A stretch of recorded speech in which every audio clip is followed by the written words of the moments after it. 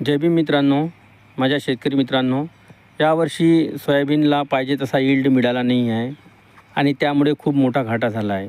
पण टेक्नॉलॉजी भारतामध्ये ज्या प्रकारे उपलब्ध करायला पाहिजे, आपले जे नेते आहे यांनी हमेशाच काय केलं आहे की शेतकऱ्यांच्या हिताचे असे कोणतेच उपक्रम राबवण्यात येत नाही आहे.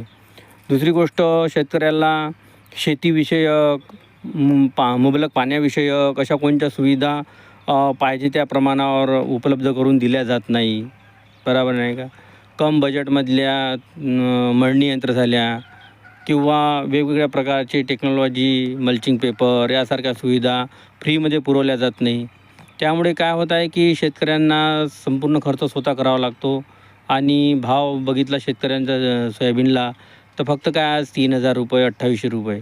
विचार केला तर 2800 रुपयाची फक्त एक बॅग झाली. 2800 रुपयाची फक्त एक बॅग झाली आणि एकरभरात त्याला फक्त एक पोतं होत आहे. तेही फक्त किती 2800 रुपयाचं. तर हा एकरी 20-30 हजाराच्याही वर रुपयाने आणि त्याचा नफा धरला तर 30,000 रुपये नफ्याने, म्हणजे एकरी 60-70 हजार रुपयाने तो घाट्यात आहे. तर विचार करा शेतकरी कसा करेल पुढं. आणि माझा व्हिडिओ जर चांगला लागला असेल तर लाईक आणि सबस्क्राईब जरूर करा पुढच्या व्हिडिओसाठी. जय भीम.